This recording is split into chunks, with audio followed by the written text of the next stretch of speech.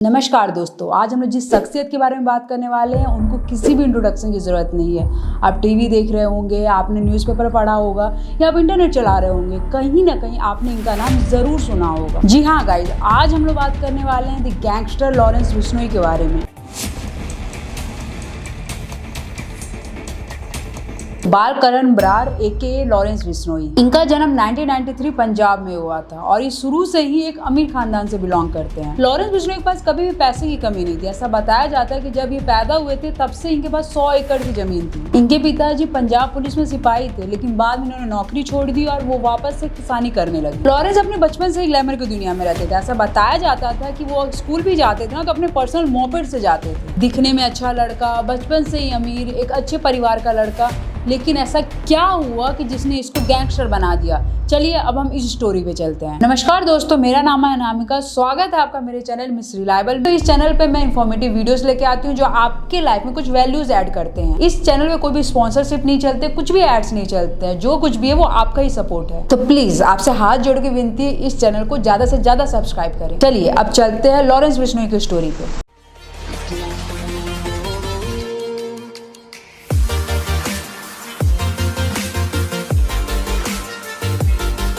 Lawrence school के बाद college में गया और जैसे ही वो कॉलेज में गया उसने स्टूडेंट पॉलिटिक्स को ज्वाइन कर ली। लॉरेंस ने कॉलेज में एक अपना स्टूडेंट काउंसिल बनाया जिसका नाम रखा सोपू। लॉरेंस ने कई बार इलेक्शन लड़ा लेकिन कंटिन्यू ये इलेक्शन हारते रहे, जिसके बाद ये स्टूडेंट पॉलिटिक्स एक राइवल पॉलिटिक्स में कन्वर्ट हो गई। शुरुआत में लॉरेंस के ऊपर छोटे मोटे केस होते रहे, लेकिन आगे चल के इन पे एक बड़े बड़े केसेस की धाराएं लगने लगी, जैसे 307, फिर होती है XYZ। फिर समय आता है 2014 का, जब लॉरेंस बिश्नोई को जेल में डाल दिया जाता है और यही वो समय था जिसके बाद लॉरेंस की असली कहानी शुरू होती है। 2014 के बाद लॉरेंस जेल में चला गया, उसके बाद आज तक वो बाहर नहीं आया, लेकिन वो जेल में रहे रहे बहुत सारे कनेक्शन को बिल्डअप कर लिया। कई सोर्सेस तो ये भी दावा करते हैं कि उसके पास लगभग 700 से ज्यादा शूटर्स हैं जो उसके एक इशारे पे किसी का भी काम तमाम कर सकते हैं। अगर आप इंटरनेट चलाते होंगे तो पंजाब के AVP पे लॉरेंस का एक इंटरव्यू भी आया था। आई होप आपने वो इंटरव्यू जरूर देखी होगी। के खिलाफ हैं आप, खालिस्तान के खिलाफ हैं।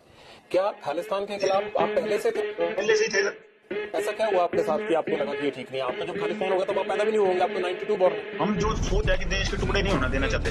छोटे तो थे पर अपने देश की तो नॉलेज पढ़े लिखे हैं सर, हमें अपने देश की नॉलेज है सर, क्या चीज सही है क्या चीज गलत। आज की डेट में ये इंटरव्यू पूरे इंटरनेट पे कहीं भी अवेलेबल नहीं है, लेकिन इस इंटरव्यू के बाद ये चीज़ क्लियर हो जाती है कि लॉरेंस के पास जेल में भी मोबाइल है। मतलब आप समझ सकते हैं कि नेटवर्क कितना ज़्यादा स्ट्रांग है। जो व्यक्ति इंटरव्यू दे रहा है वो जानता है कि ये इंटरव्यू वायरल हो सकता है और वायरल होने के बाद इनके साथ और प्रॉब्लम होगी, लेकिन उसके बाद भी वो व्यक्ति इंटरव्यू देता है। खैर, लॉरेंस बिश्नोई का पहली बार नाम आपने तभी सुना होगा जब सिद्धू मूसेवाले हुई थी। अब जैसे ही सिद्धू मूसेवाले का असैसिनेशन होता है, इस घटना की पूरी जिम्मेदारी लेता है गोल्डी बरार। अब यहाँ पे एक सवाल आता है कि गोल्डी बरार कौन है, तो गोल्डी बरार कॉलेज मेट है लॉरेंस बिश्नोई का और ये सारे एक साथ मिलकर एक गैंग को रन करते हैं। अब जैसे ही सिद्धू मूसेवाली घटना हुई थी उसके बाद लॉरेंस बिश्नोई का नाम बहुत ज्यादा चर्चा में आने लगा था। इनफैक्ट इस इंटरव्यू के बाद, जिसके बारे में अभी हमने बात करी है, इस इंटरव्यू को देने के बाद लॉरेंस बिश्नोई के ऊपर कई सारे एलिगेशंस लगे। खैर, इस इंटरव्यू में एक और इंटरेस्टिंग चीज थी जिसके बाद लॉरेंस बिश्नोई को काफी ज्यादा पॉपुलैरिटी मिली। जी हाँ गाइस, सलमान खान वाला स्टेटमेंट। इस इंटरव्यू में उन्होंने ये बताया था कि ये सलमान खान के साथ कुछ गलत करेंगे।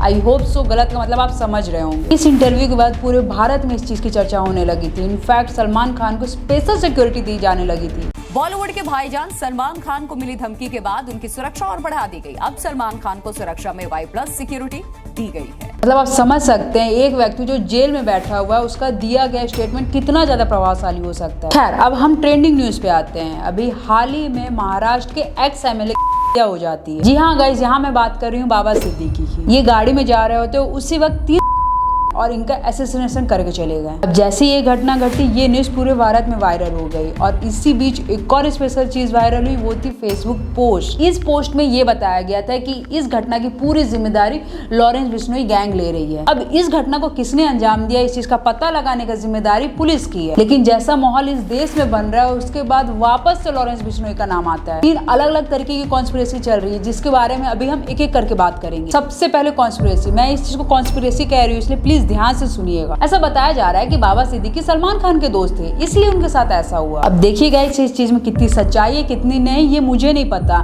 मैं आपको बस उतनी खबर दे रही हूँ जो चीज वायरल चल रही है। अब इस घटना के बाद सलमान खान के फादर का भी एक स्टेटमेंट आया जो मैं अभी आपको सुनाना चाहूंगी। माफी मांगो और तब मैं तुम्हें माफ करूंगा। क्या ये सलमान करने वाले हैं? माफ कर, मगर ये कहना जो है, ये एक्सेप्ट करना है कि मैंने मारा है, मारा ही नहीं है। मैंने किसी जानवर को नहीं मारा, सलमान ने किसी जानवर को मारा ना, हमने कभी किसी कॉकरोच को भी नहीं मारा है। अब ये पहली कॉन्स्पिरेसी थी बाबा सिद्दीकी को लेके, जिसके बारे में अभी हमने बात की। अब बाकी जो 2 कॉन्स्पिरेसी है वो इंडिया के बाहर की है। अब हम चलते हैं दूसरे कॉन्स्पिरेसी पे जो अमेरिका से आती है। अब अमेरिकन एजेंसी का ये कहना है कि उसने एक रॉ एजेंट को पकड़ा है जिसका नाम है विकास यादव। अब ये जो विकास यादव है उसका कनेक्शन है लॉरेंस बिश्नोई से, ऐसा कहना है अमेरिकन एजेंसी का। अब इस चीज में कितनी सच्चाई है ये चीज आगे चल के भारत एजेंसी बता ही देगी। अब हम चलते हैं तीसरी कॉन्स्पिरेसी पे जो कि साफ ही समझ आ रहा है कि फेक है। तो अब ये तीसरी कॉन्स्पिरेसी आ रही है कनाडा से। अब कनाडा के एजेंसीज का ये कहना है कि वहाँ के कुछ एलिमेंट्स को भारत सरकार जानबूझ के मरवा रही है। भारत सरकार डायरेक्टली ये काम तो नहीं कर सकती, इसलिए वो लॉरेंस बिश्नोई का साथ दे रही है। Organized crime elements, and I will say and it's been publicly attributed and claimed by one organized crime group in particular, which is the Bishnoi group. देखिए गाइस, अभी जैसे भारत और कनाडा के संबंध है ना, उस हिसाब से जस्टिन ट्रूडो कुछ भी बोल सकता है। अल्पमत में सरकार होने के कारण उसे ये चीज बोलनी ही पड़ेगी। तो पॉइंट इज दैट कनाडा जो ये कॉन्स्पिरेसी दे रहा है ना, उस पर मैं बिल्कुल भी यकीन नहीं करती। खैर, ये सारी वो चीज हो गई जिसके बारे में डिस्कस करना काफी ज्यादा जरूरी था। अब हम वापस आते हैं अपने मेन टॉपिक पे। आज की डेट में लॉरेंस बिश्नोई को एक हीरो के रूप में भी देखा जा रहा है और एक विलेन के रूप में भी। अब बात की जाए हमारे ओपिनियन की, मतलब मेरे ओपिनियन की, तो भाई ये चीज़ बहुत क्लियर है कि भाई क्रिमिनल को जस्टिफाई नहीं किया जा सकता और मैं किसी भी क्राइम को जस्टिफाई नहीं कर रही। तो पॉइंट इज दैट कि अगर किसी ने भी क्राइम करी है तो भारत सरकार का कानून उसको सजा जरूर देगा, नो डाउट। आप किसी व्यक्ति को कैसे देखते हैं ये आपकी पर्सनल चॉइस है। मैं आपको थोड़ा एग्जाम्पल के साथ समझाती हूँ। जैसे कि पंजाब के अमृतपाल सिंह थे। अमृतपाल सिंह के ऊपर NSA एक्ट लगा है जिसकी वजह से वो आसाम जेल में बंद था। 36 दिन की फरारी के बाद अमृतपाल को रविवार को पंजाब पुलिस ने गिरफ्तार कर लिया। अमृतपाल पर NSA लगाया गया है, यानी नेशनल सिक्योरिटी एक्ट। मतलब आप समझ रहे हैं, उसके ऊपर NSA एक्ट लगा है, वो जेल में बंद था, उसके बाद भी वो इलेक्शन लड़ा और वो सिर्फ लड़ा नहीं गाइस, वो इलेक्शन जीता भी और आज वो एक लोकसभा का मेंबर है। मुझे तो हंसी आती है ये चीज सोच के, जो व्यक्ति देश को तोड़ने की बात कर रहा था वो कैसे शपथ लिया होगा भारत कॉन्स्टिट्यूशन को लेके कि मैं भारत की अखंडता और प्रभुता को एक रखूंगा। खैर, पॉलिटिकल ओपिनियन सबके अलग अलग हो सकते हैं, लेकिन मैं आपको ये समझाना चाह रही थी कि किसी की नजर में कोई व्यक्ति कैसा भी हो सकता है। जब अमृतपाल सिंह चुनाव जीत के आ सकता है तो भाई लॉरेंस बिश्नोई को भी लोग हीरो मान सकते हैं ना। वो हम बात करते हैं उन लोग की जो किसी की भी क्लाउड चेस कर रहे हैं मिलियंस से। इनका नाम है बाबा खान। जो भाई मार रहे ना जय श्री राम बोल के, गरीब बच्चों को मत मारो यार, मत मारो यार। अगर मारना है ना तो किसी करोड़पति बाप के बेटे को मारो, क्योंकि वो लोग बहुत शान से घूमते हैं, अपनी मर्सिडीज लेके बहुत शान से घूमते। उनके बच्चे को मार के ना जय श्री राम बोलवा के दिखाओ तो मैं मानू तुम असली हिंदुत्व हो, असली पावरफुल हो। अब ये क्लिप देखने के बाद आपको ऐसा लग रहा होगा कि हिंदुस्तानी भाव ने दाढ़ी बढ़ा ली है या फिर संजय दत्त की कोई मिमिक्री कर रहा है, लेकिन इन दोनों में से ये कोई भी नहीं है। इनका नाम है बाबा खान। बाबा खान पहले तो लॉरेंस बिश्नोई को धमकी देते हुए पाए गए थे। सलमान टस्सी है इसके लिए सिक्योरिटी में, सही बात है ना। इतना पावर, इतना नाम, इतना पैसा अपने पास होता ना, अभी तक लॉरेंस है ना ऊपर रहता था। साफ बोलता हूँ, सलमान को भी अक्कल आनी चाहिए। उसके बाद बाबा खान ये बताने लगे कि किस तरीके से लॉरेंस बिश्नोई देश के कानून को तोड़ रहा है। आपकी आस्था आपके साथ, लेकिन अगर आप सजा देने के लिए खुद सक्षम हो तो कानून को ताला लगाओ, कोर्ट को ताला लगाओ, बराबर है। इंडियन पिनल कोड को बंद करो, लॉरेंस बिश्नोई जैसे को खड़ा करो, तो क्या देश चले। इसके बाद बाबा खान ये बताने लगे कि उसने किस किस तरीके से कानून तोड़ा था। है ना, और भी मुंबई में बहुत शान है जो काटे ले। तेरी जितनी उम्र है ना, उतनी उम्र में हमने आग लगा दिया था।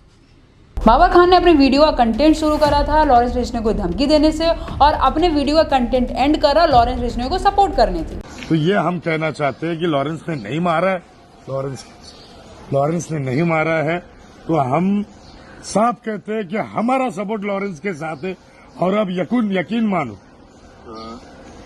यूथ का सपोर्ट ले दे ना, और जब हमारा भी सपोर्ट आपके साथ होगा ना बॉस, तो वाकई। मेरा सवाल है यहाँ पे उन सारे पत्रकारों से जो इस तरीके के लोगों के पास जाते हैं और इनका इंटरव्यू लेते हैं, क्या जरूरत है इनकी? मतलब समझिए, मीडिया को इंडियन डेमोक्रेसी का 4th पिलर कहा जाता है। हाँ, वो 4th पिलर क्या कर रहा है? बाबा खान का इंटरव्यू ले रहा है। कौन है ये बाबा खान और इसका ओपिनियन क्या मैटर करता है? मैं बहुत क्लियर बात बोलना चाह रही हूँ, हो सकता है आपको बुरा लग सकता है, लेकिन सिंपल सी बात है, टिकटॉकर डिटेक्टेड, ओपिनियन रिजेक्टेड।